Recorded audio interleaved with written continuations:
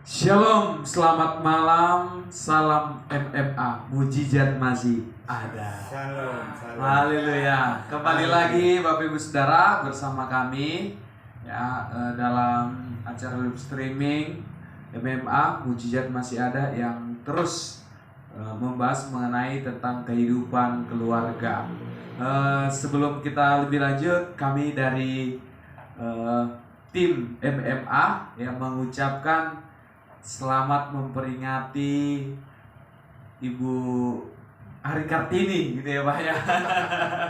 Selamat memperingati Hari Kartini buat kita semua. Hari Kartini. Ya, kiranya kita terus terinspirasi dengan perjuangan-perjuangan wanita bagi bangsa kita. Amin, amin. Habis golap bin sarlah terang gitu ya Pak. Besar ya.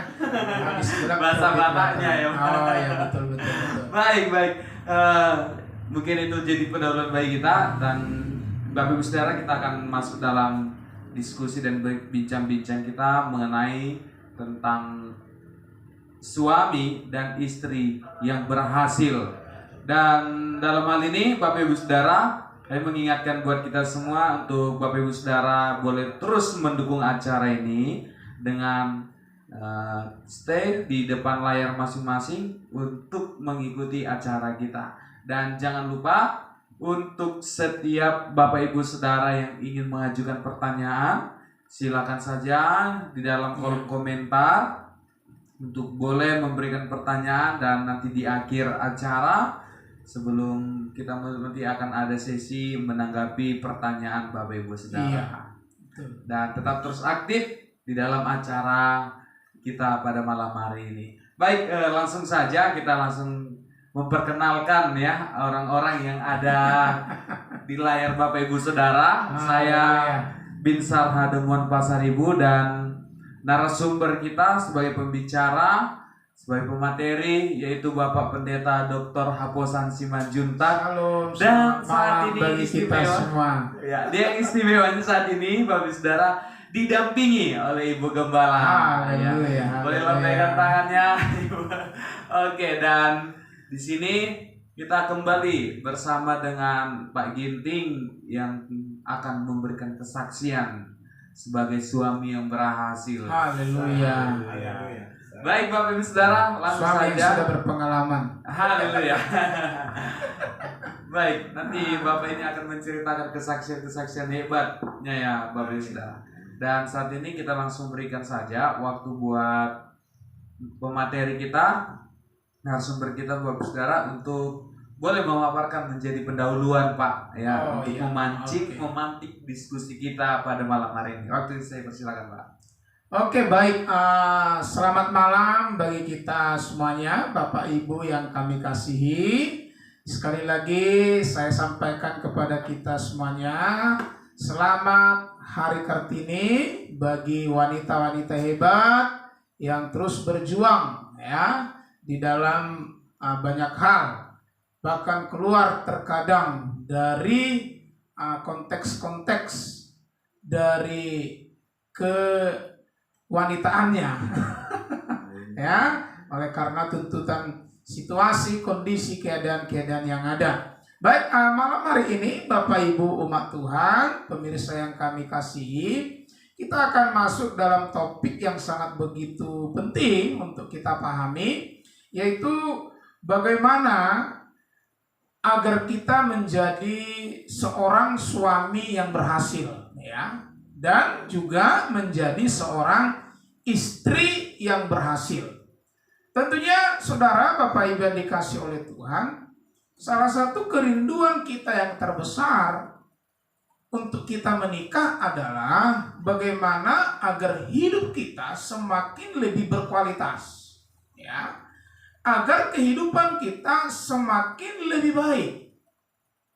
Tetapi hal-hal seperti itu, tujuan-tujuan seperti itu tidak akan bisa tercapai ketika prinsip-prinsip utama di dalam berkeluarga itu tidak dijalankan ya. Oleh karena itu kita akan membahas, kita akan mengkaji bagaimana sebetulnya prinsip ya yang sesuai dengan kebenaran firman Tuhan, sehingga kita boleh dikatakan menjadi suami yang berhasil, ya, dan juga dikatakan menjadi istri yang berhasil. Tentunya Bapak Ibu, ya, saudara semuanya, agar kita bisa mulai membuat standar keberhasilan di dalam pernikahan kita adalah kita harus kembali kepada kebenaran firman Tuhan. Ya, kita akan buka sebentar Bapak Ibu di dalam Efesus pasal yang kelima, ya, Efesus pasal yang kelima, ayat yang ke-22 sampai dengan ayat yang ke-33.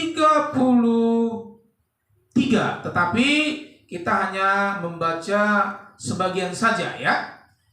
Nah, saya akan bacakan dulu konsep sebagai suami yang baik, ya, standar kebenaran Alkitab agar dikatakan menjadi suami yang berhasil itu adalah di ayat yang ke-25, ya, dikatakan di sana, hai suami, kasihilah istrimu, ya, sebagaimana Kristus telah mengasihi jemaat dan telah menyerahkan dirinya baginya. Jadi kata kunci, ya, kata kunci bagi seorang suami yang dikatakan sebagai kategori yang berhasil adalah kata mengasihi. Ya, ini yang perlu untuk mulai kita kaji dengan lebih mendalam. Ya, jadi prinsip utama dikatakan seorang suami berhasil itu adalah dia mengasihi istri. Ya, dia benar-benar memprioritaskan istri. Nah, jadi dari hal ini kita boleh berkata fokus utama, ya, suami itu harus istri, ya, tidak bisa lagi di luar dari istri. Ya, banyak pernikahan terkadang saya temukan, ya, di dalam pelayanan kami, di mana ada suami-suami, ya, memprioritaskan orang tua, memprioritaskan keluarganya. Ya. Saya pikir ini sesuatu yang perlu kita kaji dengan bagus, ya, karena memang tuntutan kebenaran firman dikatakan sebagai suami yang berhasil itu adalah memprioritaskan, mengutamakan, ya. Makanya kalau kita melihat dalam Kejadian juga dikatakan, baiklah seorang laki-laki meninggalkan ayah dan ibunya dan bersatu dengan istrinya. Artinya, prioritas utama seorang suami yang dikatakan berhasil adalah istrinya yang paling utama. Ya, itu. Jadi tidak ada lagi prioritas-prioritas yang lain. Ya, makanya ini perlu untuk kita pahami Bapak Ibu. Ketika kita sudah menikah, ya, mungkin ini agak sedikit keras kalau tidak dipahami dengan bagus. Fokus perhatian kita bukan orang tua lagi, ya, tapi fokus perhatian kita adalah istri kita, keluarga kita yang kita bangun. Ya, banyak saya temukan yang membuat keluarga-keluarga banyak rusak dan hancur, ya, bahkan mengalami pertengkaran-pertengkaran, menimbulkan luka-luka di dalam pernikahan itu oleh karena, ya, pihak ketiga ini cenderung, ya, mohon maaf, banyak orang tua, ya, gitu. Karena orang tua berpikir bahwa anak itu yang sudah menikah tersebut harus terus memperhatikan dia. Ini konsep yang salah, ya. Makanya kita sebagai orang tua, bangunlah kualitas hubungan yang baik dengan suami istri. Karena bukan anak yang memperhatikan kita ke depannya, ya. Tapi perhatian yang terbaik dan terbesar itu harus datang dari pasangan, bukan dari anak. Karena anak harus mengasihi keluarganya, ya. Itu. Mungkin Bapak Ibu banyak terkejut ketika mendengar apa yang saya katakan ini. Ya. Makanya kalau kita berkeluarga, bangunlah hubungan yang bagus dan semakin berkualitas dengan pasangan kita. Karena sahabat terbaik kita bukan anak kita, mohon maaf Bapak Ibu. Ya. Tapi sahabat terbaik kita sampai masa tua kita itu adalah pasangan kita. Ya, bukan anak kita. Kenapa? Anak akan memiliki dunianya lagi. Dia akan mulai berjuang membangun satu kehidupan yang lebih baik dengan pasangannya. Ya. Jadi kasih itu ya, menjadi satu hal prinsip yang harus diberikan oleh suami kepada istri. Bagi suami-suami, prioritas utamamu sekarang bukan lagi orang tua. Prioritas utamamu sekarang bukan adik dan kakakmu, tetapi prioritas utamamu adalah istri. Nah, lalu ada pertanyaan begini, berarti kita nggak perlu lagi membantu orang tua? Tidak. Ketika kita benar-benar mengasihi istri, ya, saya yakin dan percaya nanti kasih yang diterima itu akan membuat dia mau kita ajak untuk mengasihi keluarga. Ya. Tapi kalau kita, bahasa sederhananya mungkin tidak memperhatikan istri, ya, jahat kepada istri, tidak akan ada satu bentuk kesepakatan bersama untuk membantu, untuk menolong orang tua. Jadi ini bisa dikatakan adalah satu bentuk konsep tabur tuai. Ya, kalau suami benar-benar memprioritaskan istrinya, pasangannya dengan baik, istri pasti justru akan mendorong. Ayo kita perhatikan orang tua kita, gitu. Ya, jadi ini sangat penting Bapak Ibu. Nah, makanya pernah juga waktu saya dalam hal konseling ada seorang calon mempelai bertanya kepada saya, Pak, bagaimana caranya agar istri saya tunduk kepada saya?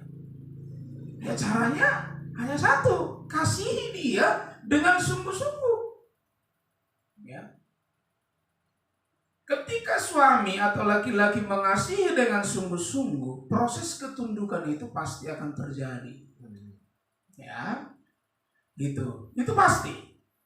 Ya, jadi prinsip utama dikatakan agar menjadi pasangan yang suami yang berhasil itu adalah sekarang memprioritaskan istri.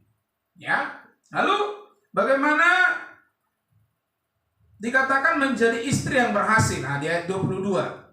Hai istri-istri, tunduklah kepada suamimu seperti kepada Tuhan. Ya, itu. Proses ketundukan istri akan terjadi kalau suami benar-benar mengasihi. Gitu. Makanya sebetulnya akar dari persoalan utama sebetulnya di dalam pernikahan ya, itu selalu banyak dimulai oleh karena apa? Suami yang tidak beres. Ya. Suami yang tidak benar-benar menerapkan prinsip-prinsip kasih yang total. Nah gitu. Sehingga ketika hal-hal ini dilanggar, maka proses ketundukan tidak bisa terjadi. Ya, gitu. Makanya sebetulnya ya, kalau kita melihat di dalam ayat ini ya, di mana hierarki dari berkat itu, ya, hierarki berkat di dalam keluarga itu pertama dari suami.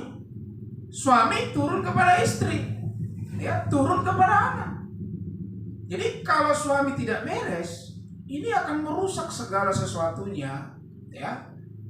Baik merusak hubungan kepada istri, merusak kepada hubungan kepada anak, ya. Makanya bagi kita kaum bapak, ya, belajar, ya, untuk memprioritaskan, dan juga mohon maaf kepada mertua-mertua, ya, kepada orang tua kita juga harus belajar.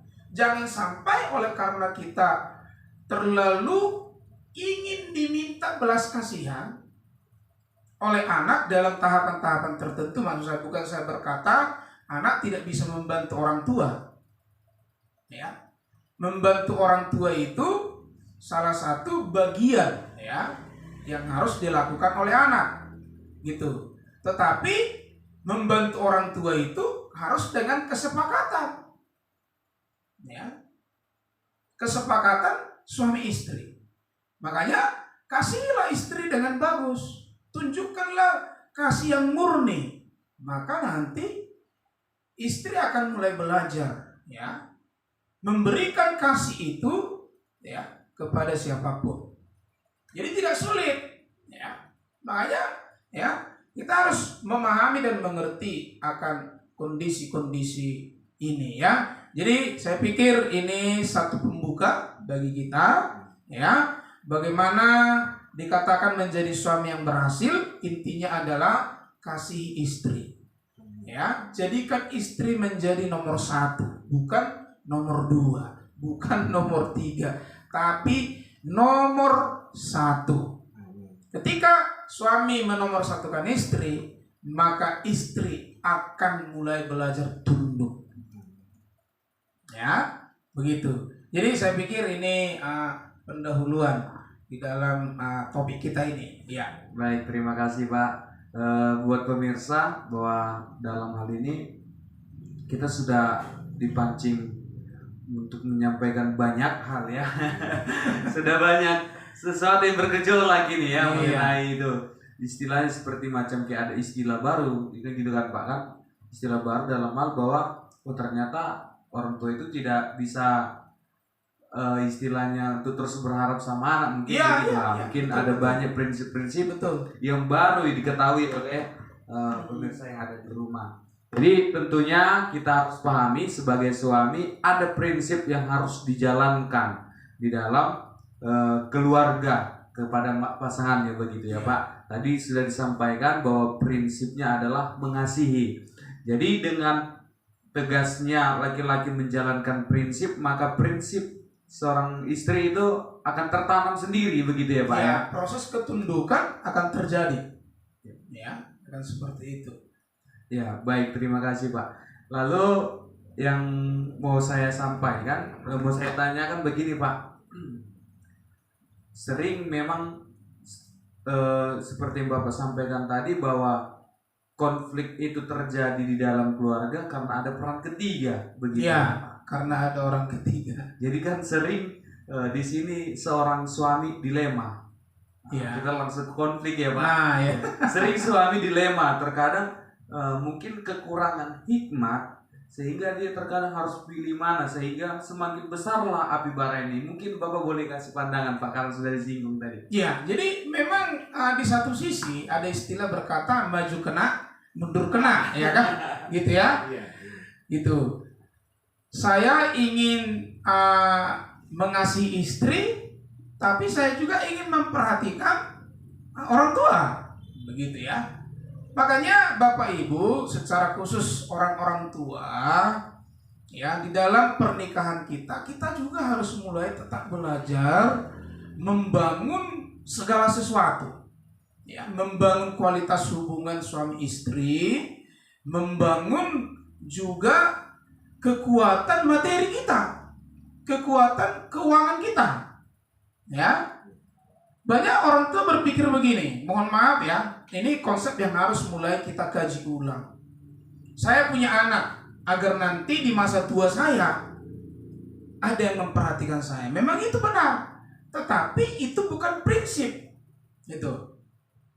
Ya, itu makanya bagi pasangan suami istri sungguh-sungguhlah membangun kehidupanmu, ya, supaya nanti anakmu jangan bermasalah. Itu.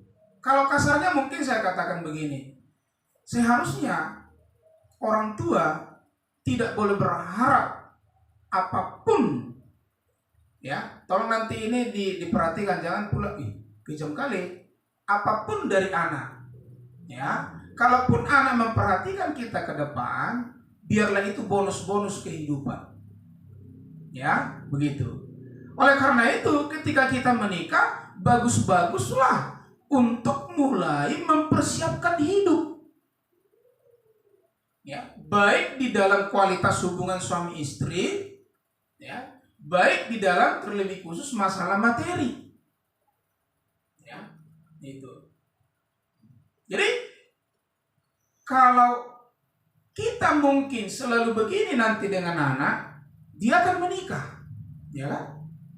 Gitu. Tentunya kalau masalah juga terjadi di antara suami dengan istri, anak kita yang menikah ini tidak ada kesepahaman, ini kan membuat masalah di mereka. Kok orang tuamu yang terus kamu perhatikan? Gitu. Kok hari-hari mereka tiap bulan mereka minta uang? Puji Tuhan kalau anak kita bagus, ekonominya bagus. Kalau nggak bagus, sehingga apa yang mulai kita lakukan? Ya mari membangun rumah tangga yang lebih kuat pondasinya, baik kualitas hubungan suami istri maupun pondasi-pondasi ekonomi. Ya, ini perlu kita bangun.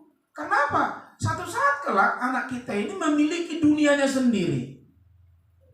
Ya, memiliki dunianya sendiri. Makanya mohon maaf ya, ini satu bentuk kesimpulan saya. Sangat malang dan kasihan kalau sempat kita ini memang menjadi janda dan duda, ya kan? Karena kita tidak bisa mendapatkan perhatian yang sempurna. Ya. Perhatian yang sempurna itu kita dapatkan, ini penting Bapak Ibu, itu dari pasangan kita, bukan dari anak. Anak kalaupun contohnya menginginkan kita di depannya, nggak bisa sempurna sesempurna pasangan. Ya, makanya kalau lebih indahnya sebetulnya ya, kalau kita meninggal ya biarlah langsung sama-sama meninggal suami dengan istri. Ya. Keinginannya begitu enaknya, ya kan? Itu. Makanya nanti bisa juga kita bahas bagaimana menjadi orang tua yang sukses di masa tua. Banyak orang-orang di masa tua justru menghujat anaknya. Nah ini ngeri nih. Ya, mengutuki anaknya. Kenapa gak memahami konsep ini?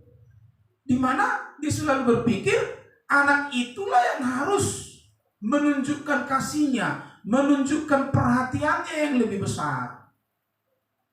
Salah. Kenapa? Anak akan memiliki keluarga, memiliki kepentingan yang lebih. Ya, makanya sekarang ini Bapak Ibu bangunlah hubungan nikah rumah tanggamu dengan bagus. Kualitas hubungan dengan istri, kualitas hubungan dengan suami, bahkan kualitas ekonomi juga. Ya, karena di masa tua kita salah satu hal yang membuat kita terkadang banyak mengeluh itu adalah masalah keuangan. Ya, makanya Bapak Ibu ya harus ada target-target dalam hidup. Ya, gitu supaya kita tidak banyak merusak ya kebahagiaan anak.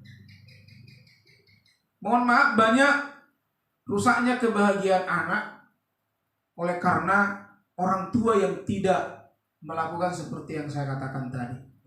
Ya, gitu. Banyak juga pertengkaran di suami istri oleh karena apa?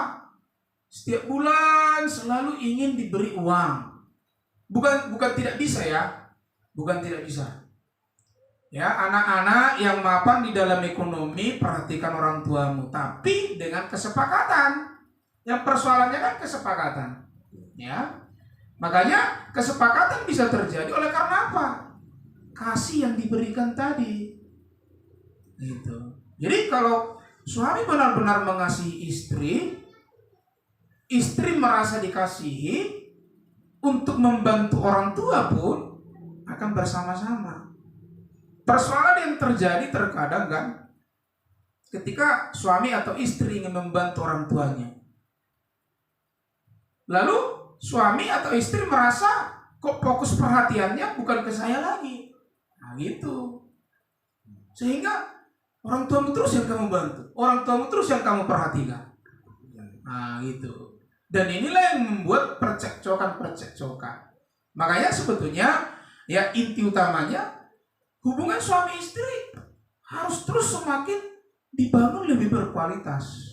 Karena sahabat terbaik kita bukan anak. Ya, mohon maaf ya Bapak Ibu. Sahabat terbaik kita bukan anak. Sahabat terbaik kita adalah istri kita. Nah, begitu. Suami kita. Nah, itu sahabat terbaik. Makanya jangan main-main dengan istrimu. Jangan main-main dengan suamimu. Karena sahabatmu yang terbaik di masa tuamu, apalagi nanti kalau Anda sakit-sakitan, ya. Kalau kita sakit, Pak, bukan anak kita yang lebih sempurna merawat kita. Iya, kalau aku harus ada istri. Pasangan. Makanya jangan main-main dengan pasangan. Iya, betul. Ya, nggak boleh. Karena pasangan kita itulah sahabat terbaik kita hingga akhir hayat kita. Itu. Ya. Jadi agar tidak maju kena, mundur kena, pertama perbaiki kualitas hubungan dulu, kualitas kasih ini. Ya. Kalau sepasang suami istri sudah benar-benar mengasihi, maka istri atau suami pun akan berkata, kita perhatikanlah Bapak itu, kasihan. Nah itu akan secara otomatis. Ya, begitu. Jadi bisa dikatakan sebetulnya ini adalah bisa dalam tanda kutip semacam hukum tabur tuai. Ya. Kalau suami menunjukkan kasihnya sungguh-sungguh murni kepada istri, ya tanpa dituntut pun istri akan mulai mengasihi keluarga kita. Nah gitu.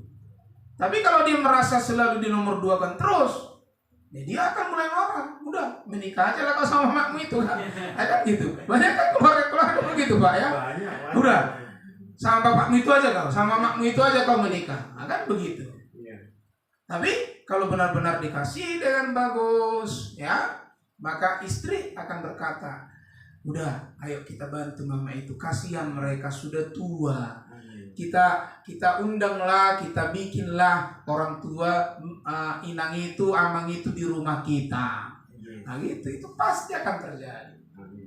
Ya, makanya bagi Bapak Ibu, ya, mohon maaf, jangan rusak nikah rumah tangga anak-anak. Kasih sayang yang terbesar yang kita dapatkan bukan dari anak, tapi dari istri kita. Makanya aku, ya, kalau sama istri sudah baik-baik aku. Boleh main-main dengan istri Pak. Harus. Ya kan? Gitu. Kita tunjukkan kasih kita yang murni. Yang total. Nah, gitu ya. Seperti itu. Kira-kira supaya tidak maju kena, mundur kena. Ya. Di situ kunci utamanya. Oke, baik Pak. Iya. Jadi dalam hal ini bapak-bapak sebagai pemimpin dalam keluarga diingatkan kembali. Ya, diingatkan kembali bahwasannya bahwa laki-laki inilah yang membawa arah gerakan keluarga, mungkin begitu ya Pak. Sehingga memang kunci utamanya itu adalah di suaminya. Iya, di suami. Kunci utama adalah suami yang harus mengasihi sepenuhnya kepada istri. Makanya bobot kasih itu dikatakan kalau kita nanti, karena dasar kita dari Efesus ini kan, bobot kasih itu adalah, ya, dikatakan sebagaimana Kristus mengasihi jemaat dan telah menyerahkan dirinya. Nah, itu dia. Jadi pengorbanan terbesar seperti Kristus rela disalibkan. Gitu. Jadi ketika praktek-praktek pengorbanan kasih yang seperti itu dilakukan, nah itu akan secara otomatis, ya, mendorong istri untuk lebih tunduk kepada suami. Dan ketundukannya pun terlahir oleh karena kesadaran. Nah, banyak istri tunduk oleh karena ketakutan. Nah ini yang berbahaya. Ya. Dan ini tidak kita inginkan. Nah, kata tunduk di sini Bapak Ibu ya, hai istri tunduklah kepada suamimu seperti kepada Tuhan. Nah, jadi sebetulnya kalau saya sederhanakan ini, ya, Tuhannya istri itu suami. Ya. Tuhannya, mohon maaf ya. Ini terjemahan sederhana saya. Ya. Tuhannya istri itu suami. Gitu. Makanya ya ini menjadi perjuangan bagi ibu-ibu. Bagaimana untuk tunduk? Ya. Itu. Dan proses ketundukan itu akan terjadi secara total kalau kasih benar-benar diterapkan. Nah, itu pasti dia. Ya. Jadi bagi ibu-ibu yang tunduk oleh karena dasar ketakutan, ya, ini berbahaya. Gitu. Ya. Ini sangat berbahaya dan proses ketundukannya akan membuat dia tidak nyaman. Ya, cenderung akan lebih memberontak. Gitu ya. Ya. Jadi ini menjadi tantangan-tantangan yang sangat berat ya dalam pernikahan yang harus terus diperbaiki ya kualitas-kualitasnya. Ya begitu ya kira-kira. Baik, terima kasih Pak. Ya jadi sempat disinggung tadi bahwa ketundukan itu bukan dasar ketakutan ya Pak. Iya. Tetapi karena dasar kesadaran. Tapi bagaimana Pak misalnya di dalam keluarga ini memang istilahnya situasi sudah kacau begitu Pak. Iya. Nah, jadi si istri ini menginisiasi lah supaya suamiku ini bisa berubah, bisa mengasihi aku sepenuhnya. Jadi dia mau belajar memberikan ketundukan. Iya. Nah, supaya dengan sikap ketundukannya ini suaminya bisa berubah. Kira-kira bagaimana Pak pandangan Bapak mengenai Dan memang itu yang harus dilakukan. Ya. Ketika suami bisa dikatakan tidak mengasihi istri, maka istri harus mulai belajar mencari cara agar sikap kasih itu ada dalam diri suami. Jadi nggak bisa dong istri hanya menuntut. Kamu suami harus mengasihi saya, sementara dia udah jahat. Makanya siapa yang mengenal Tuhan, siapa yang lebih mengerti kebenaran, dialah yang harus berjuang. Jadi istri nggak boleh mempersalahkan terus. Suamiku jahat, aku nggak mau tunduk. Nggak bisa lagi karena kita sudah suami istri. Ya.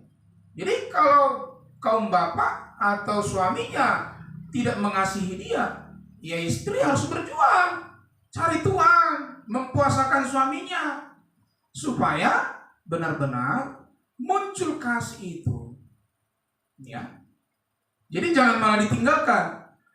Tadi konsepnya kau mengasihi aku, kalau kau nggak mengasihi aku tinggalkan kau, nggak bisa. Ya.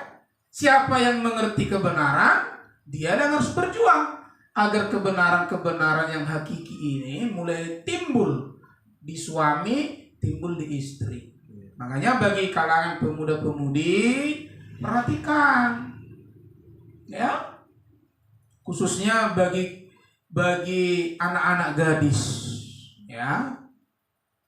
Kalau kita ke konsep firman dikatakan kasih itu adalah bersumber dari Tuhan. Kalau nanti kau ingin dikasihi suamimu, carilah orang yang takut Tuhan. Karena sumber kasih itu ya dalam 1 Yohanes 1 ayat 9 ya bersumber dari Tuhan. Allah itu adalah kasih. Nah, itu. Makanya anak-anak gadis ya jangan sembarangan cari calonmu. Ya, jangan ketemu di mall. Harus ketemu di gereja. Artinya orang-orang yang takut Tuhan. Karena hanya orang-orang yang takut Tuhan yang akan bisa mengasihi dengan murni. Ya. Itu sehingga ya tidak lebih banyak masalah ke depannya itu ya. Makanya salah satu orang yang mengenal Tuhan harus berjuang, jangan malah meninggalkan ya. Khususnya contohnya tadi saya katakan ibu-ibu, udahlah karena prinsip firman kau yang lebih dahulu mengasihi aku, karena kau nggak mengasihi aku tinggalkan kau, nggak boleh lagi. Karena apa yang dipersatukan Tuhan tidak boleh lagi diceraikan. Perjuangkanlah. Nah gitu. Jadi ini poin yang sangat penting. Ya, harus diperjuangkan, jangan ditinggalkan. Ya, seperti itu. Jadi bagi ibu-ibu yang mungkin suaminya kurang mengasihi, jangan tinggalkan. Doakan, gumuli, puasakan. Ya, karena itu tugas Anda. Demikian juga dengan suami-suami. Ketika istrimu tidak benar-benar murni tunduk dan mengasihimu, ya jangan tinggalkan, karena itu adalah bagian hidupmu. Ya, doakan, gumuli, puasakan, ya harus begitu. Ya, jadi siapa yang mengenal Tuhan di pasangan itu yang harus mengubah. Nah, begitu kira-kira. Baik, terima kasih Pak. Bukan malah ditukar tambah ya Pak ya. Ini tukar tambah pula lagi. Tukar tambah tak boleh, ya. Tak boleh tukar tambah. Cukup sekali. Baik, terima kasih Pak. Jadi memang Bapak Ibu Saudara, kita sudah dapat pemahaman yang jelas ya Pak. Iya, iya. Bahwasannya siapa yang lebih dewasa pengenalannya akan Tuhan, Iya. harus berjuang karena memang firman Tuhan bilang Iya, begitu. memang itu ya. Ya. Jadi kalau kita melihat berpikir-pikir lah istilahnya begitu ya Pak. Jadi kalau kita melihat mengkait ke belakang sedikit lagi Pak. Tadi saya sempat terlewatkan mengenai hal ini. Misalnya kalau ada orang tua itu tadi Pak, mengenai tentang orang tua tadi, dia mengharapkan adanya mengasihi dari suaminya begitu Pak, mengharapkan kasih dari suaminya. Padahal suaminya pun karena sudah tua juga udah terlalu banyak mengecewakan, sudah sangat sakit kali dia begitu Pak. Ternyata anaknya pun yang dia harapkan, ya kan, tidak juga bisa memenuhi keinginan hatinya, begitu Pak. Sehingga sering keluhan orang tua, memang ngeri kali lah hidupku ini, malang kali, sedih kali. Udah bapaknya kayak gini, anaknya pun kayak gini katanya. Sehingga ini kan cukup istilahnya perlu diperhatikan begitu Pak. Kira-kira bagaimana Pak pandangannya? Ya memang inilah fakta-fakta yang terjadi saat ini terkadang ya. Itu makanya ya mulai sekarang ya pernikahan yang masih kurang baik ya, sungguh-sungguhlah memperbaiki, hanya itu solusinya. Ya, jangan tukar tambah tadi, nggak bisa lagi tukar tambah. Ya harus sungguh-sungguhlah diperbaiki. Ya, memang saya katakan mohon maaf ya, itu hidup yang malang memang. Ya, itu sangat malang itu. Makanya agar hal seperti itu tidak terjadi, ya kalau kita lihat dari awal tentunya waktu masih pacaran harus mulai belajar menyeleksi, ya kan, dengan bagus. Ya, kalau sudah menikah, mulailah membangun kualitas-kualitas hubungan yang semakin lebih baik. Harus begitu terus. Ya. Itu. Jadi, ya itu yang harus dilakukan. Ya. Makanya jangan sampai itu terjadi.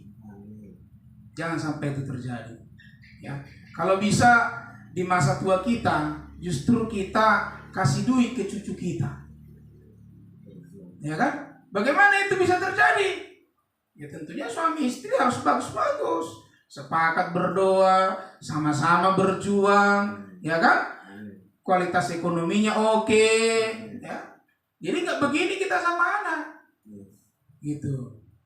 Kalau anak kita juga konsepnya tak bagus ke depan, bisa tersinggung kita. Mohon maaf ya, banyak orang tua tersinggung dengan anak. Itu, ya karena mungkin anak pun nggak mengerti kebenaran juga, ya kan? Pasangan suami istrinya juga nggak bagus, ya. Itu makanya ya hal yang paling utamanya, mari pasangan suami istri perbaiki. Jangan sampai rusaknya sudah benar-benar luar biasa, susah diperbaiki. Kalau masih bisa diperbaiki, berjuang perbaiki, ya itu. Karena sahabat terbaik kita itu pasangan kita, ya bukan anak kita. Karena anak akan memiliki dunianya yang lain, ya begitu kira-kira. Baik, terima kasih Pak. Mungkin Bapak boleh sampaikan sedikit lagi Pak, siraman-siraman lah nih buat bapak-bapak. Bagaimana sih sebenarnya mengasihi itu? Terkadang kan mengasihi ke istri gitu maksudnya Pak. Ya. Terkadang kalau percekcokan sering kali, macam mana anak kau? Mungkin ada kegagalan, ya kan, dalam mendidik mengenai mengasihi itu tadi, Pak? Iya. Nah, mungkin Yang boleh kasih. pertama, bagaimana aplikasi kasih itu ya kan?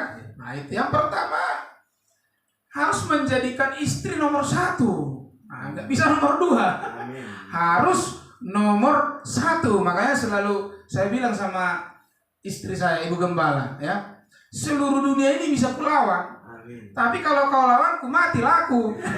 Begitu. Iya. Ya. Contohnya, ya kalau saya cekcok dengan istri berdua pun gak sejahtera kita. Iya. Iya. Ya kan? Iya. Gitu. Jadi harus kita prioritaskan. Kalau ada masalah suami istri, cepat-cepat selesaikan. Amin. Amin. Ya, itu prioritaskan dia. Itu. Lalu jangan banding-bandingkan dia dengan orang lain. Nah ini menyakitkan ini. Ya. Gitu. Ya. Coba kalau kau seperti istri si Anu, nah, itu nggak bisa. Itu menyakitkan itu. Ya, membanding-bandingkan istri dengan istri orang. Apalagi anak-anak gadis, anak-anak cewek yang lain. Nah, nggak boleh. Ya. Gitu. Lalu selanjutnya ya kasar terhadap istri.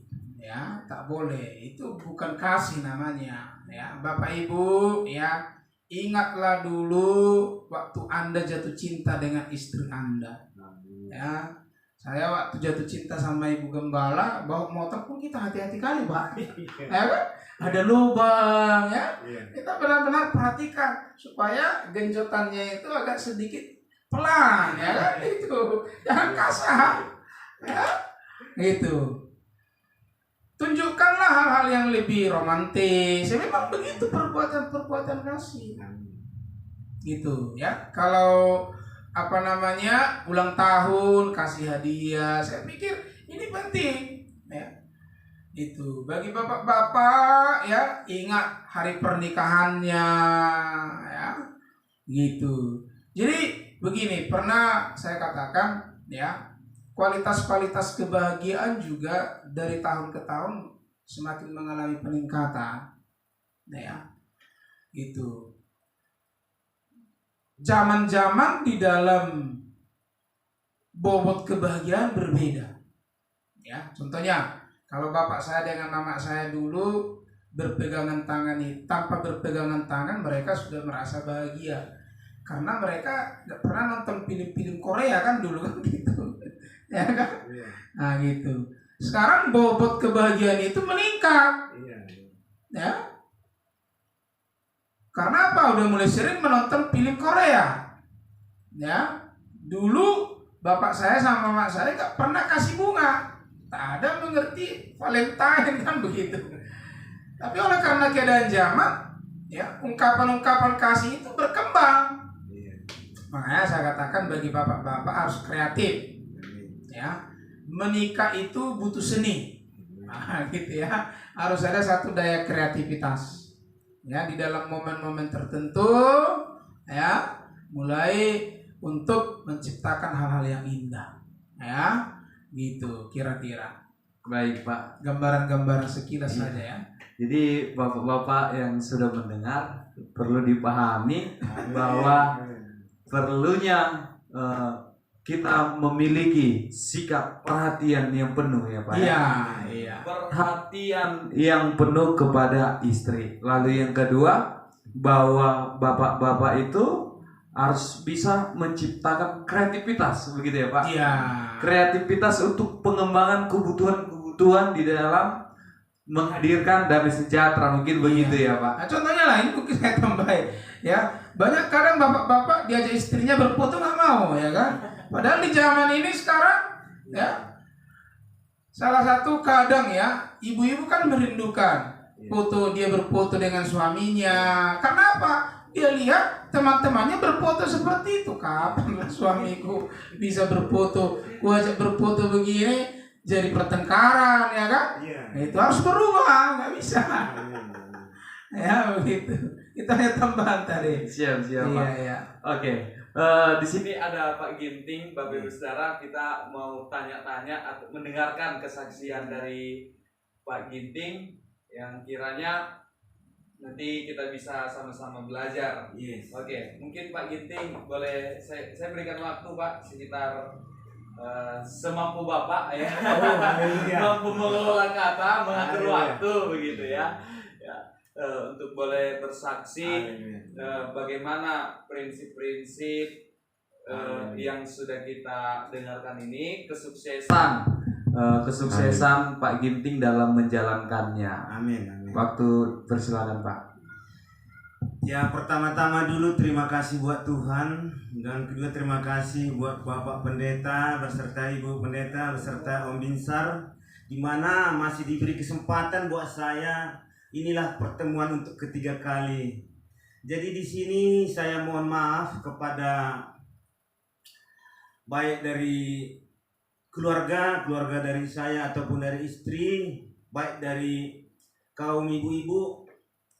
Saya ini menyaksikan bagaimana perjalanan hidup. Kalau ada keluar kata-kata yang tidak sepantasnya, saya mohon maaf, karena saya bersaksi tidak ada yang lain, hanya tujuan saya untuk menyenangkan hati Tuhan, untuk mendekatkan diri kepada Tuhan. Mudah-mudahan dengan kesaksian saya, Tuhan bisa merasa ada keintiman. Jadi hanya itu saudaraku. Jadi di mana saya menyaksikan ini hanya khusus buat antara kami dengan istri. Makanya saya minta mohon maaf kalau ada kekurangan. Tidak ada menyinggung antara yang lain. Jadi ini saya resapin dari Bapak Pendeta tadi, sangat mengena dalam hati saya. Jadi saya saksikan di dalam kekurangan ataupun kelebihannya. Saudara terkasih, di mana dulu sudah saya bersaksi kalau saya bertemu dengan istri tidak begitu lama. Hanya sebentar aja, mungkin sebulan sudah langsung rumah tangga. Tentu sudah banyaklah faktor-faktor di dalam perbedaan. Juga saya banyak harus belajar. Jadi di sini saya minta maaf tadi, mana tahu ada perbedaan karena saya melihat umur saya yang sudah 53 tahun ini, ibu-ibu ini banyak perbedaan. Baik perbedaan di dalam sifat, baik di dalam karakter. Jadi mungkin banyak perbedaan antara istri dengan ibu-ibu. Cuman mudah-mudahan bisalah saya menyenangkan hati Tuhan, dan melalui Tuhan bisa mengena hati saudara. Inilah yang mau saya saksikan. Ini hanya sebatas kesaksian saudaraku. Di mana istri saya tinggalkan begitu lama, kemarin sudah saya kasih tahu. Dan kami banyak faktor perbedaan sudah saya kasih tahu. Jadi di sini banyak perdebatan, dan saya sedikit mengambil kesaksian tentang di mana Bapak Gembala tadi bercerita untuk biar kita bisa istri tunduk sama kita. Ini dulu saya saksikan. Jadi di dalam kesaksian untuk tunduk ini memang butuh tadi ibu datang. Jadi kalau dia nggak datang, saya pun sulit mengatakan. Saya tidak tahu apakah dia tunduk, apakah tunduk karena takut, apakah tunduk karena memang setia, saya tidak tahu. Cuman bahasanya saya banyak belajar sama istri. Itu yang saya dapatkan.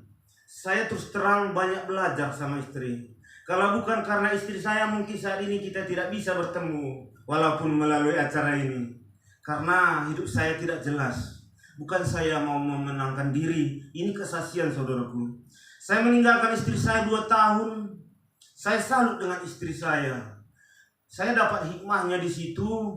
Saya melihat istri saya, apapun yang saya lakukan, saya lihat dia bersyukur. Jadi di dalam kebersyukuran ini otomatis saya juga harus membalas. Saya juga bersyukur.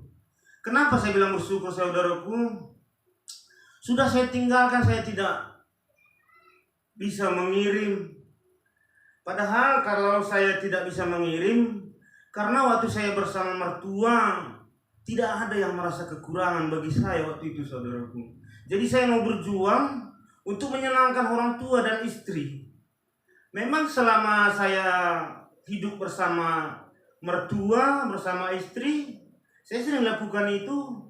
Tapi tidak ada kedamaian. Makanya pas sekali saya dapatkan dari Bapak Pendeta tadi. Ini tidak bisa kita egois.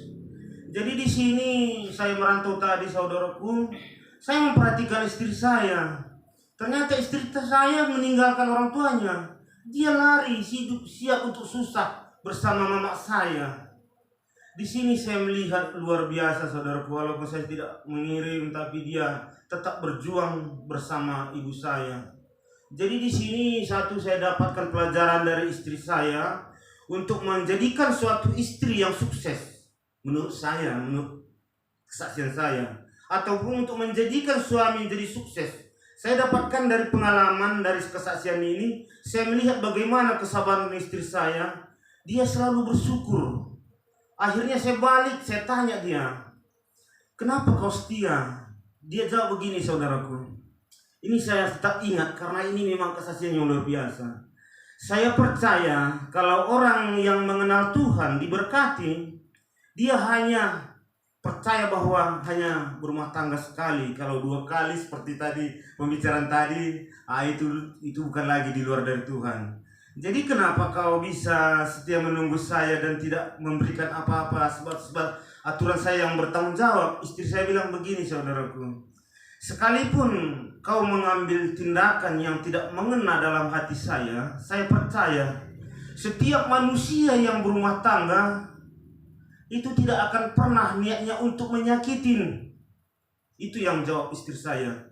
Itulah makanya saya percaya istri saya memang benar-benar bersyukur. Saya kompletkan dengan jawaban itu. Saya percaya tidak akan pernah engkau ada niat untuk menyakiti saya, apalagi anakmu ataupun ibumu. Tapi engkau melakukan itu mungkin karena kesalahpahaman.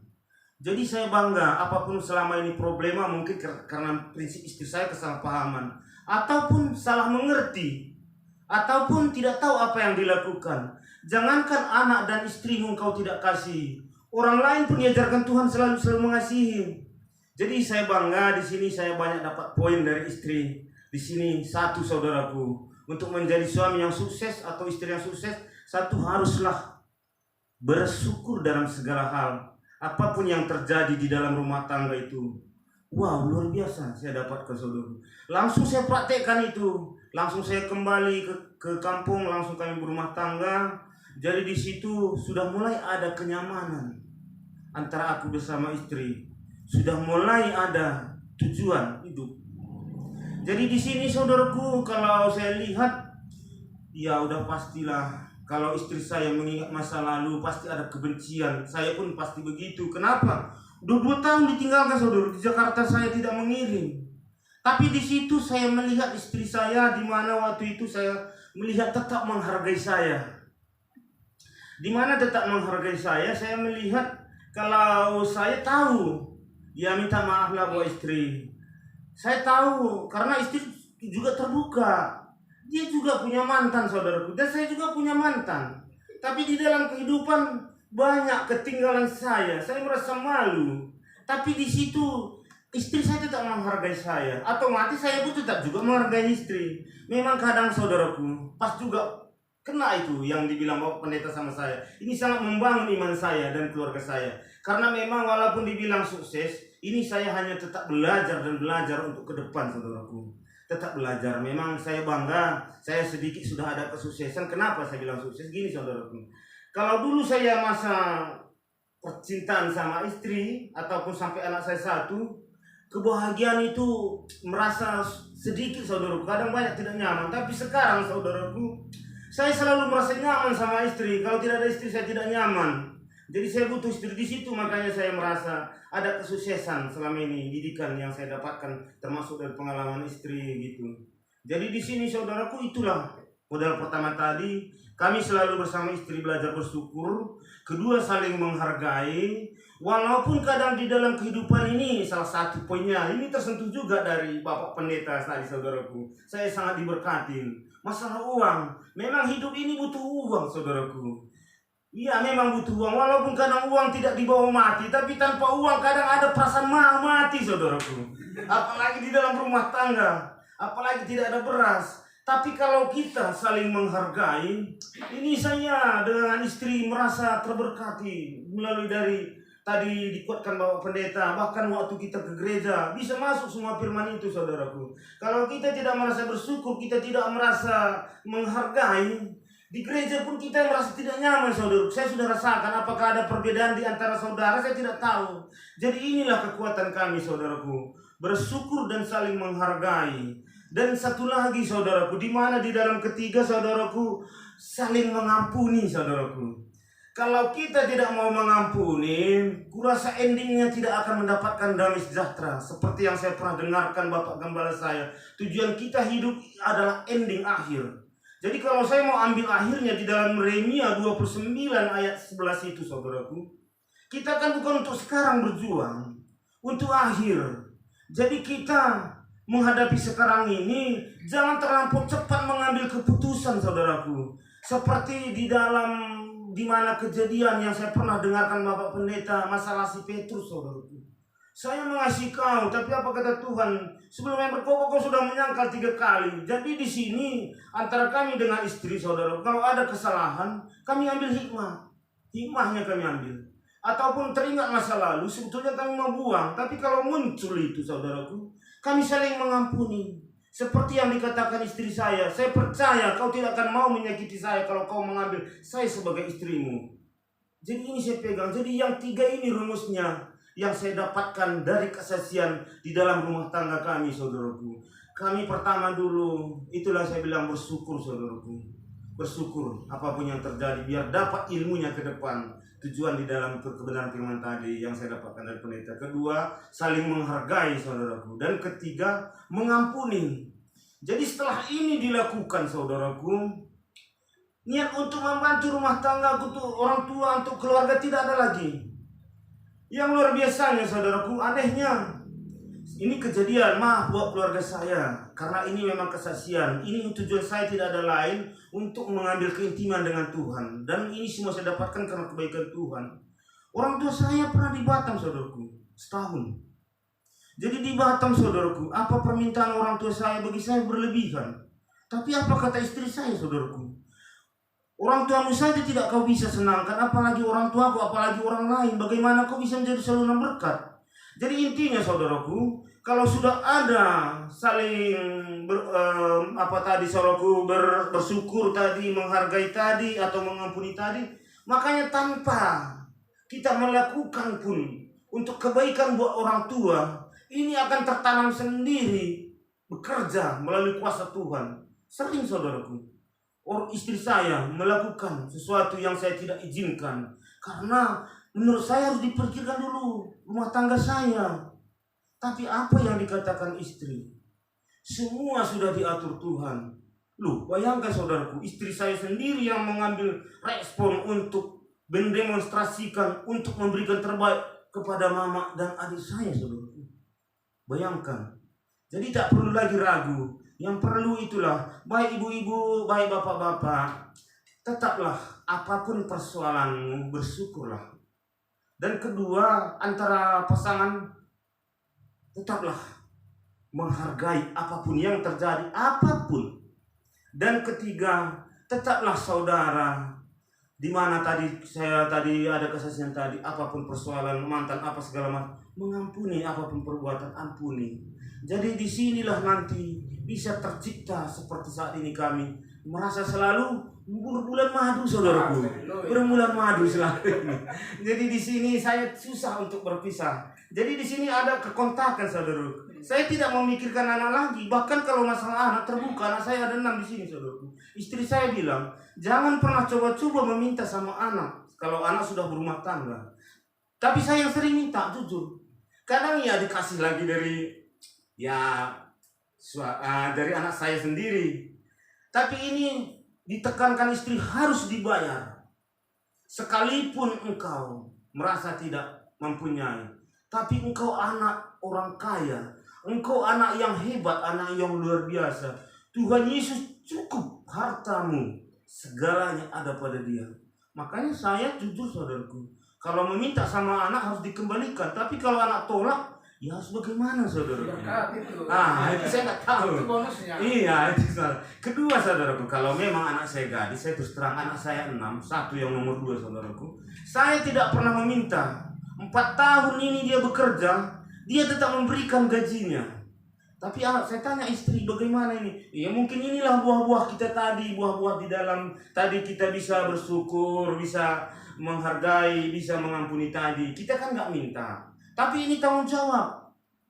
Bagaimana tanggung jawab ini? Walaupun kita tidak minta, apa yang anak kita sudah tanam sama kita, harus kita bayar. Seperti yang sudah berumah tangga. Tapi kalau yang belum berumah tangga, kalaupun bukan kita minta hanya keinginan dia, anggap sebagai tabungan. Tapi kalau yang tiga ini saudaraku, kita pasti mampu membayar, kita pasti mampu. Bahkan sudah sering saya tanya anak saya, yang nomor 2 tadi, yang 4 tahun memberi gajinya, ragukah engkau menyimpan pada saya? Tidak, Pak. Saya pasti akan mendapatkan lebih dari itu. Saya lihat berkat Tuhan mengalir pada Bapak. Kenapa nggak dari dulu berkali ini mengalir, saudaraku? Kalau dari dulu saya bisa hidup bersama mertua saya lebar kemirinya, cengkehnya lebar, orang pun bisa hidup. Tapi saya tidak bisa hidup. Makanya saudaraku, kita hidup pas seperti yang dibilang Bapak Gembala tadi. Saya kena sekali.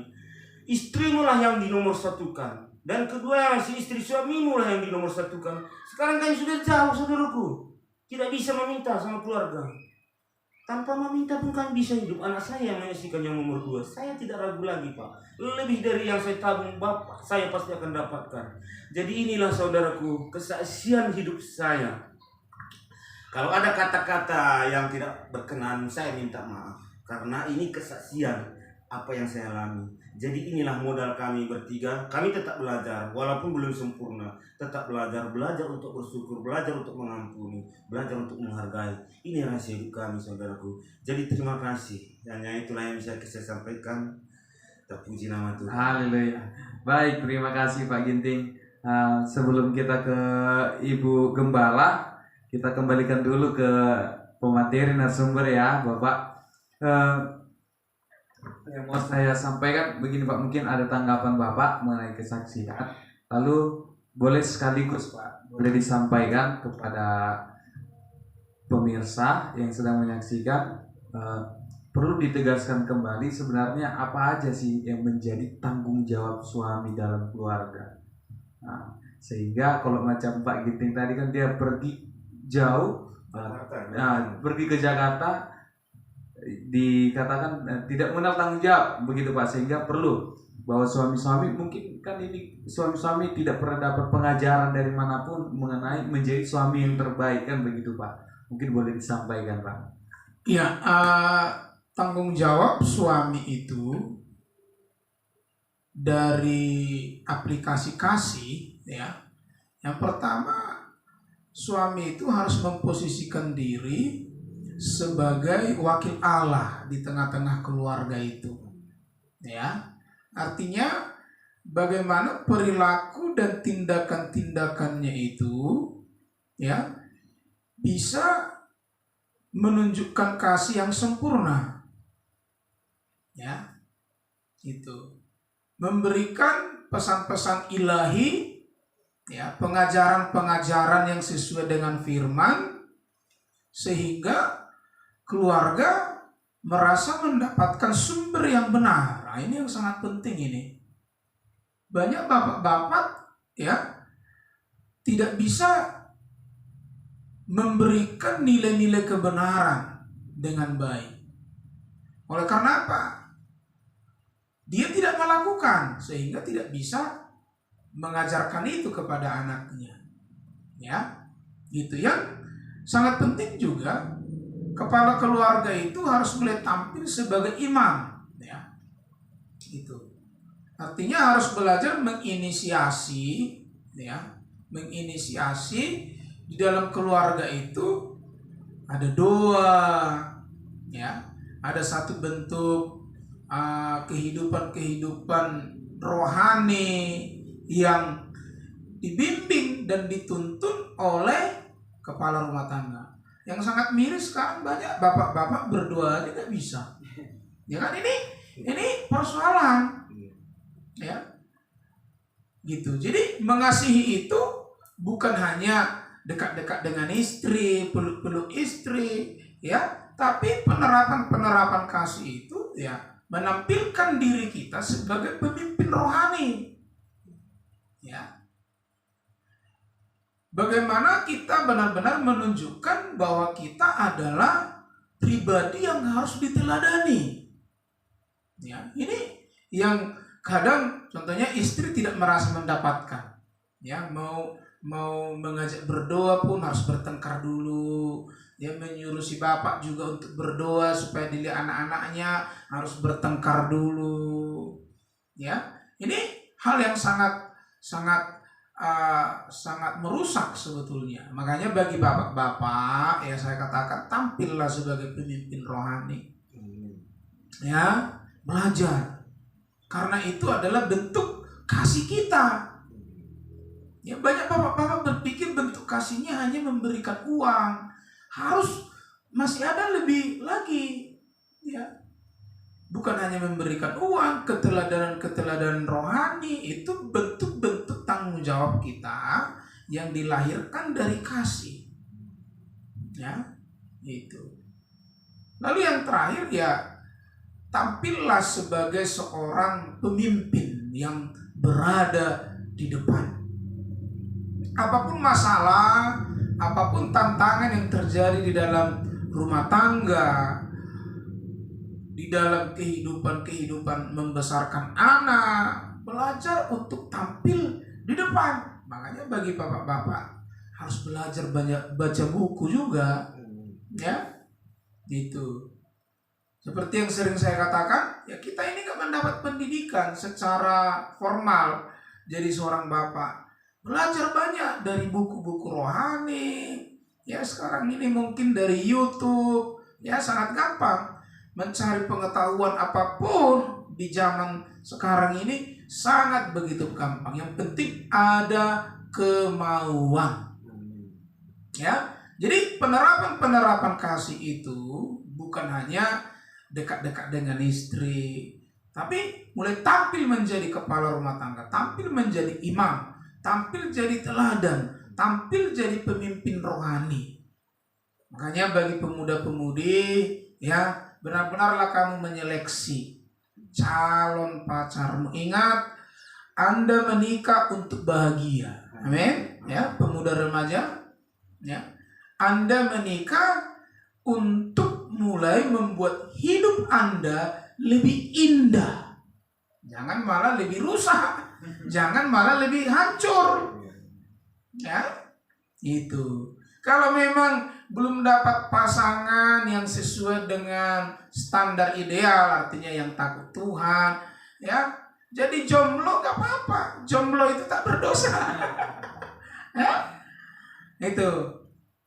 Ya, saya katakan, ya mohon maaf ya, mungkin ini agak keras. Lebih bagus Anda tidak menikah kalau memang calon Anda tidak mengenal Tuhan. Ini akan membuat penderitaan yang besar. Contohnya, kalau Anda mungkin seorang anak gadis, kalau Anda gajian sekarang, ya bebas Anda. Mau pergi ke mall, mau cek uang di ATM suka-suka. Tapi kalau Anda menikah, orang yang Anda nikahi tidak kenal Tuhan, gajian pun Anda takut. Kenapa? Kalau Anda nanti gajian jadi bahan pertengkaran, ya, gitu. Jadi benar-benarlah seleksi dengan bagus. Makanya saya katakan, ya membangun hubungan itu harus serius. Jangan main-main, sungguh-sungguh. Karena apa? Ya, kita sedang membangun masa depan yang membuat hidup kita lebih baik. Sungguh sangat malang kalau kita menikah tapi makin menderita. Ya, tak bisa tukar tambah. Nah itu, tak bisa tukar tambah kita, Pak. Ya kan? Itu. Sudah salah pilih ya. Mungkin lebih baguslah dulu yang marga gultom itu ya, daripada ini. Nggak bisa lagi kembali. Waktu pun tak bisa kita putar. Kalau sudah salah pilih, ya berjuanglah untuk merubah. Ya, amin. Jadi jangan sampai salah pilih ya. Bagi pemuda-pemudi ya, seleksi dengan sungguh-sungguh. Amin. Ya, kalau belum cocok menurut Anda ya, jangan putus asa. Berdoa. Ya, masih ada Tuhan yang buka mukjizat.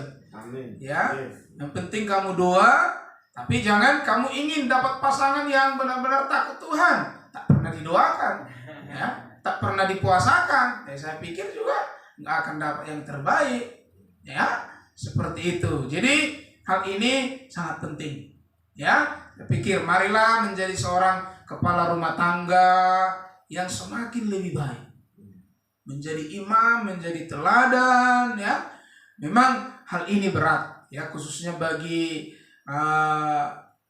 kita kaum bapak. Saya katakan ini bukan pekerjaan gampang, tetapi berjuang.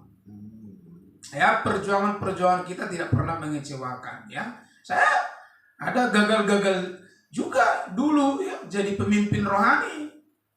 Ada jatuh bangunnya, tapi kita kan berusaha. Bukan saya langsung jadi kepala rumah tangga yang berhasil. Ya, ini ada ibu gembala, istri saya. Ya, ada jatuh bangun juga. Itu. Tapi disemangati istri. Ya, itu. Istri selalu bilang, "Papi, kamu kepala." Ya, diingatkan. Ibu-ibu ingatkan, "Kamu kepala." Ya, itu kamu kepala rumah tangga. Gitu. Dibawa dalam doa. Jangan putus asa. Ya. Jangan tukar tambah, tak ada istilah tukar tambah, ya. Ya, amin, ibu-ibu, khususnya ibu-ibu ini, ya. Ya, karena dari pengalaman-pengalaman saya, ya, yang banyak bermasalah saat ini kecenderungannya kaum-kaum bapak. Ya, bukan saya mendiskreditkan kaum bapak, tapi itu yang kita lihat di dalam pelayanan-pelayanan, ya. Jadi kaum-kaum bapak, bangkitlah. Mari berjuanglah untuk semakin hidup lebih benar, lebih baik, supaya semakin diberkati oleh Tuhan, ya. Itu ya kira-kira. Baik, terima kasih Pak.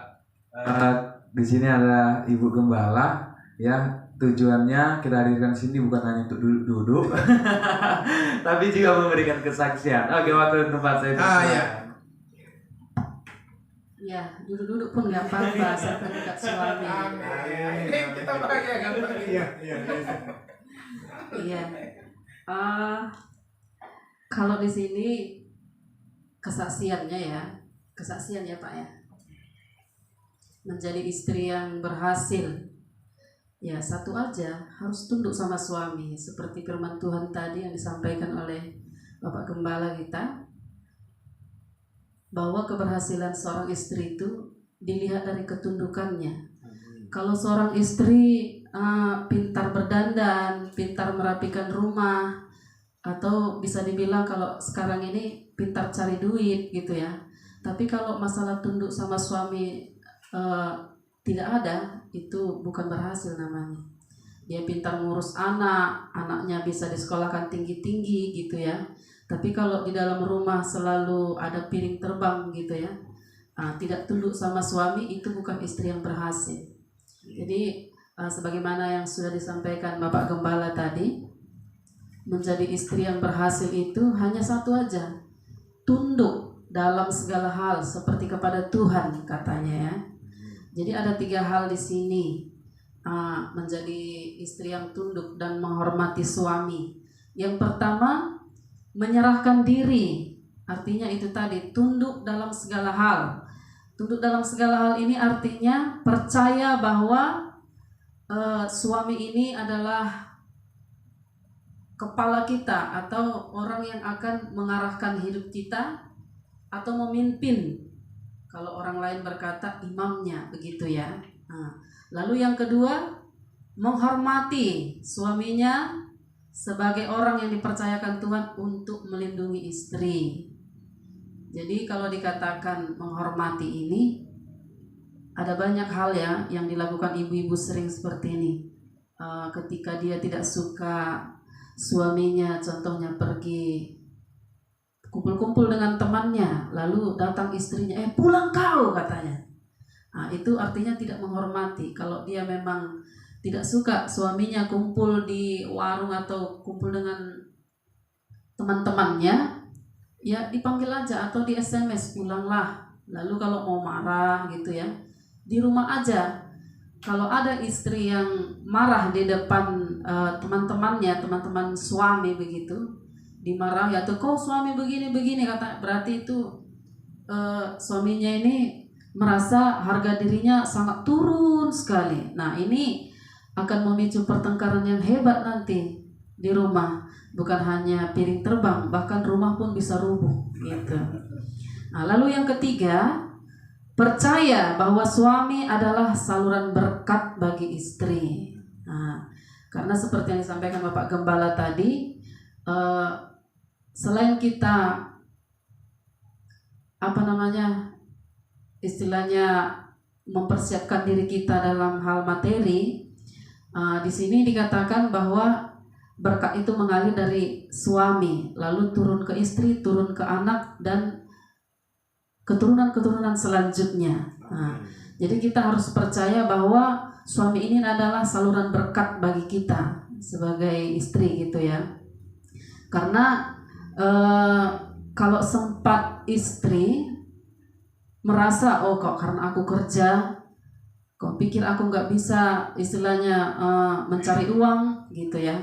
Jadi akhirnya jadi kurang ketundukannya sama suami, tidak percaya lagi bahwa dari suamilah berkat itu karena dia bisa cari uang, dan ini salah. Nah, kita kembali lagi kepada firman tadi bahwa berkat itu dari suami.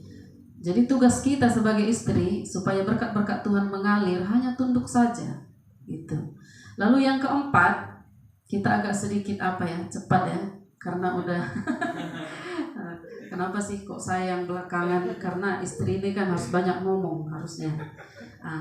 Jadi yang keempat, kita ini menjadi istri yang berhasil itu harus betul-betul menjadi penolong. Seperti saya kepada suami menjadi istri yang penolong, bukan penodong. Nah, perhatikan. Kadang istri ini karena saking pintarnya ya kan, apalagi ada sekolahnya, tamatannya gitu ya. Tapi dilihatnya suaminya tidak ada tamatan mungkin. Jadi dia bilang, aku bukan menjadi penolong lagi tapi penodong. Itu bahaya. Jadi selanjutnya bahwa kita ini menjadi istri harus menjadi orang yang dapat menguatkan suami. Ya sekalipun kadang suami ini merasa gagah dia karena dia menjadi pemimpin, tapi tetap ada kelemahannya kan, karena kalau di dalam keluarga ini kan tidak selamanya suami itu harus di depan, harus kuat gitu ya. Dia makanya dikatakan istri itu adalah penolong ya, kita harus bisa juga saling menguatkan gitu, menguatkan suami, memotivasi dia untuk bangkit lagi. Mungkin dia gagal dalam pekerjaannya, jangan malah kita, ya mungkin banyak dosamu makanya hilang pekerjaanmu, makanya kau dipecat, seperti itu. Tapi sebagai istri yang berhasil, sebagai istri yang tunduk sama suami, kita belajar untuk menguatkan dia gitu.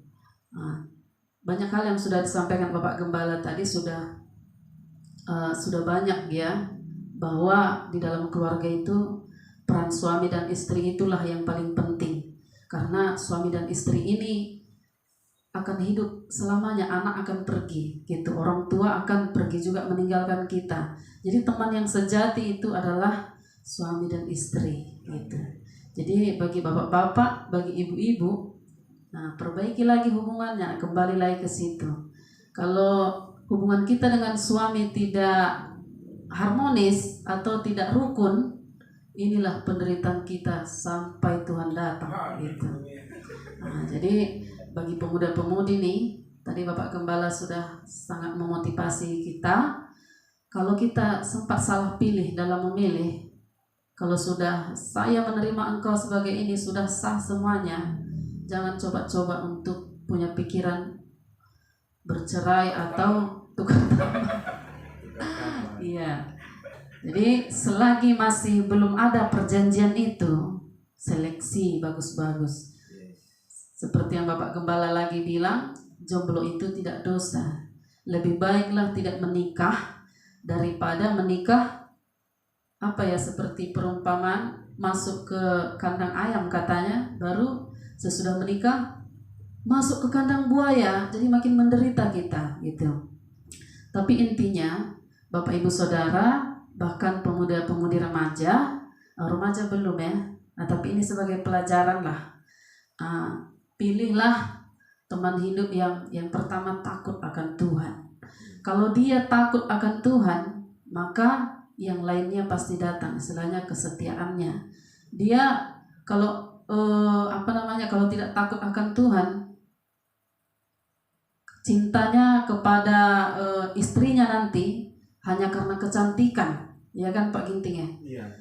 Hanya karena kecantikan, mungkin betisnya yang mulus begitu ya, bibirnya yang seksi, tapi nanti kalau sudah menikah hilang semuanya itu. Hilang. Paling 3 bulan. 3 bulan. Habis. Tapi aku masih cantik kan siapa? Tadi kan tumbuh juga keras jadinya. Makanya saya katakan tadi, kalau kita memiliki suami itu, memilih suami harus takut Tuhan. Jadi kalau dia takut Tuhan, maka akan bisa diterimanya segala perubahan istrinya. Yang tadinya langsing mungkin berubah menjadi drum gitu seperti gembala, tapi tetap kasihnya tidak berubah karena dia mencintai Tuhan, tahu firman Tuhan. Begitu. Jadi selanjutnya yang terakhir, setia dan menopang, menghargai. Dan yang terakhir ini mengampuni suami dalam segala perkara. Kesaksian saya pribadi ya, Bapak Ibu Saudara yang dikasihi Tuhan, dalam hal mengampuni suami dalam segala perkara. Karena begini, kalau dulu waktu pacaran nih, ini kok jadi lari sedikit ya, tapi nggak apa-apa, tetap kepada tentang istri yang berhasil. Kalau dulu waktu pacaran, kalau kita jatuh nih, jatuh kau dek katanya. Tapi kalau sudah menikah, mananya matamu katanya gitu. Jadi ini istri harus bisa mengampuni. Caranya satu, Bapak Ibu. Saya mengalami sedikit-sedikit, tapi Bapak Gembala hanya sedikit aja sih, nggak terlalu banyak, nggak terlalu sedikit aja. Dia nggak sampai bilang mana matamu, nggak. Lihatlah jalannya gitu. Nggak sampai mana matamu, nggak gitu. Sedikit aja sih, tapi mudah-mudahan nggak sampai banyak lagi ya, nggak tambah gitu. Saya mengingat begini, dalam nikah rumah tangga ini kan ada banyak lah yang suami kadang menyakiti istrinya, istri menyakiti suaminya. Saya mengingat begini, saya mengingat latar belakang suami. Mungkin kalau Pak Gembala ini kan bukan orang yang romantis. Yang namanya begini bunga itu tidak ada dalam pikirannya. Dos deh gitu. Tapi Bapak Ibu Saudara, saya mengingat bahwa latar belakang suami bukan orang yang romantis dulunya. Dia pun tak pernah melihat kalau orang tuanya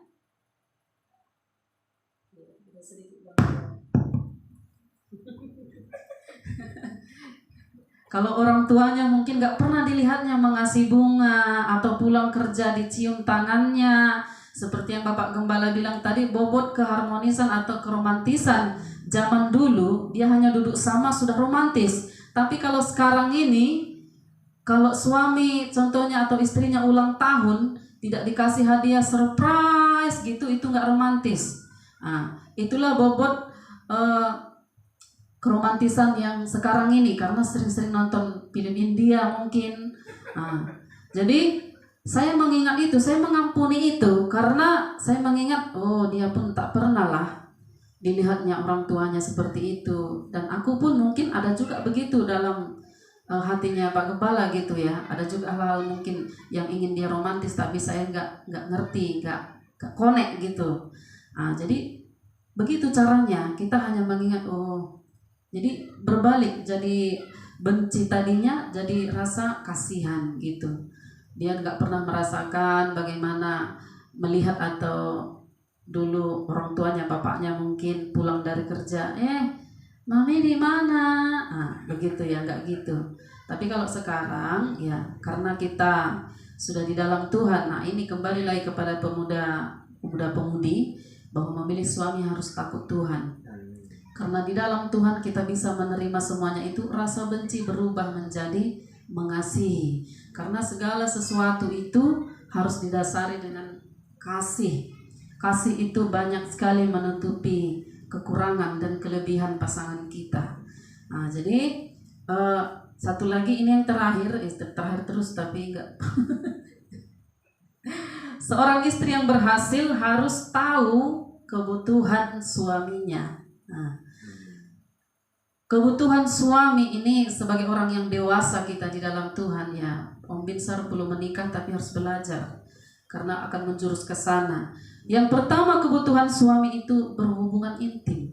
Nah, kalau beres dalam hal ini, suami hanya memerlukan hal ini. Kalau contohnya suami menginginkan gitu ya, istri tak ada boleh menolak. Waktu dia masak mungkin atau lagi ngapain pun harus difokuskan. Oh, ayolah, begitu. Lalu yang kedua, istri itu menjadi istri itu harus bisa menjadi sahabat suaminya. Nah, mungkin dia capek di pekerjaan, dia mau cerita, oh begini loh tadi kerjaanku. Nah, kita mungkin tidak bisa kasih jalan keluar atau seperti yang dia inginkan gitu ya. Oh papa harus begini gini gitu ya. Tapi dia hanya ingin menceritakan aja supaya pelong di otaknya ini gitu. Jadi kita sebagai istri harus bisa menjadi teman bicara atau sahabat bagi suami. Nah, lalu yang diinginkan suami, rumah itu harus rapi. Nah, kalau dia pulang mungkin di PT-nya atau di pekerjaannya sudah berantakan semua buku-buku atau barang-barang, mungkin kalau bagi suami yang kerja di PT, pulang lagi ke rumah seperti kapal pecah. Wah, ini nggak bisa. Nah, jadi lalu yang kelima, yang terakhir, bahwa istri harus memperhatikan penampilannya. Ya, tidak harus langsing-langsing Bapak Ibu Saudara, tapi kita bersih, wangi. Istilahnya kalau ada pun lipstik ya pakaikanlah lipstik sedikit atau bikinlah bulu matanya sedikit gitu. Jadi perlu dirawat. Tapi kalau bisa turunkan berat badan, amin. Sama-sama kita berjuang. Saya pun berjuang supaya bisa kembali seperti 45 kilo waktu gadis gitu. Jadi itu perlu diperhatikan. Yang pertama tadi berhubungan intim Bapak Ibu, baru yang kedua rumah harus rapi, yang ketiga istri itu harus bisa menjadi sahabat bagi suaminya, lalu yang berikutnya perhatikan penampilan. Tapi kunci daripada semuanya itu harus tunduk kepada suami, karena kalau kita tidak tunduk, berkat Tuhan pun gak mengalir gitu. Jadi bagian suami dia harus menjadi kepala, mengasihi istri, dan bagian istri tunduk kepada suaminya dalam segala hal seperti kepada Tuhan. Itu saja. Baik, terima kasih Pak. Untuk sebelum kita mengakhiri acara ya, sebenarnya kita sudah di penghujung acara.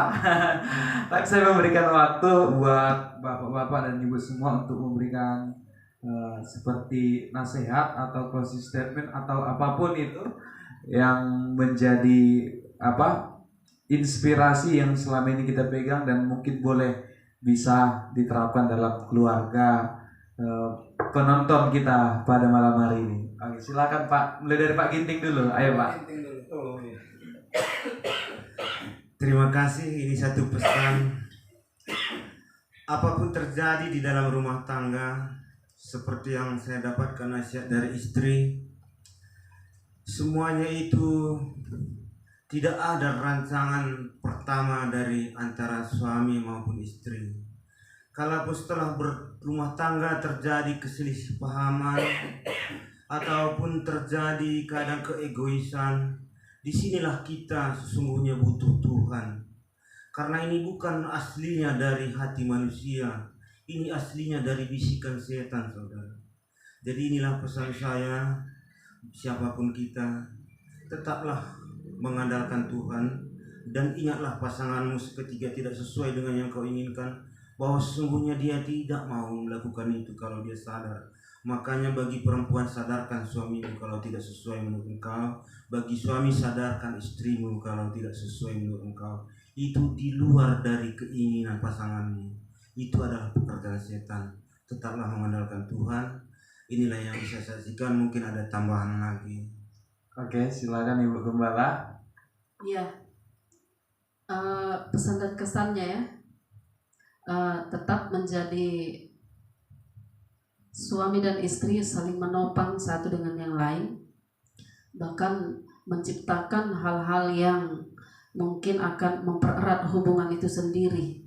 Tadinya tidak pernah jalan-jalan berdua, ya belajarlah untuk jalan-jalan berdua, membangun hal-hal yang romantis, dan itu akan membuat kita semakin erat hubungannya antara suami dan istri, dan tentunya belajar untuk saling menopang, bahkan menerima kekurangan suami, menerima kekurangan istri, karena hanya kematianlah yang bisa memisahkan. Itu saja. Baik, langsung saja Pak. Oke, baik. Jadi bagaimana agar menjadi suami yang berhasil? Kata kuncinya adalah kasihilah istrimu dengan sungguh-sungguh. Ya, bagaimana menjadi istri yang berhasil? Tunduklah dengan segenap hatimu. Ya, saya pikir itu yang menjadi hal yang terakhir. Baik Bapak Ibu, kita akan berdoa ya, karena waktu kita juga sudah habis. Mari kita bersama-sama berdoa, dan kami juga berdoa bagi Bapak Ibu semuanya. Bapa di surga, di dalam nama Tuhan Yesus Kristus, kami berdoa Tuhan bagi setiap nikah rumah tangga umat-umat Tuhan. Tuhan, kami berdoa secara khusus bagi seluruh kaum Bapak Tuhan yang terus menolong mereka menjadi seorang Bapak yang berhasil. Turunkan kasih yang daripada surga melingkupi kehidupannya, sehingga dia mulai tampil menjadi pemimpin, menjadi teladan, menjadi imam di tengah-tengah keluarga. Berkati juga kaum-kaum ibu untuk terus berproses menjadi seorang istri yang tunduk. Biarlah Tuhan, Engkau yang memberikan kekuatan penghiburan. Jika ada nikah-nikah rumah tangga, umat-umat yang mengalami masalah, kami doa, biarlah kasih Tuhan yang mengikat, mempersatukan mereka, sehingga mereka boleh terus saling memperbaiki satu dengan yang lain. Jika ada umat-umat yang saat ini sedang mengalami keputusasaan oleh karena pernikahan yang tidak baik dan tidak beres, kami berdoa Tuhan, kuatkan mereka, teguhkan mereka Tuhan. Apa yang sudah dipersatukan oleh Tuhan tidak boleh diceraikan oleh siapapun. Kasih-Mu yang melawat setiap nikah-nikah rumah tangga umat-umat-Mu. Terima kasih Bapa. Kami berdoa dan mengucap syukur dalam nama Tuhan Yesus Kristus. Haleluya. Amin. Amin. Amin. Terima kasih Pak.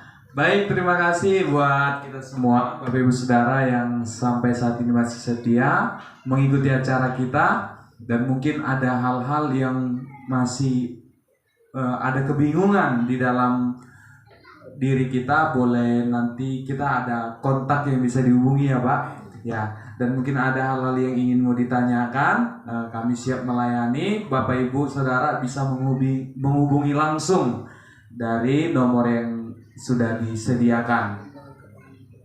Ya, dan boleh hubungi langsung ya Lembaga Ketahanan Keluarga. Jadi dukung terus program ini Bapak Ibu Saudara agar lebih banyak lagi memberkati keluarga-keluarga di Indonesia ini. Baik, sekian dan terima kasih kami ucapkan buat kita semua yang sudah memberikan waktu. Dan salam dari kami MFA, mujizat masih ada. Tuhan Yesus memberkati. Shalom. Shalom. Tuhan berkati kita.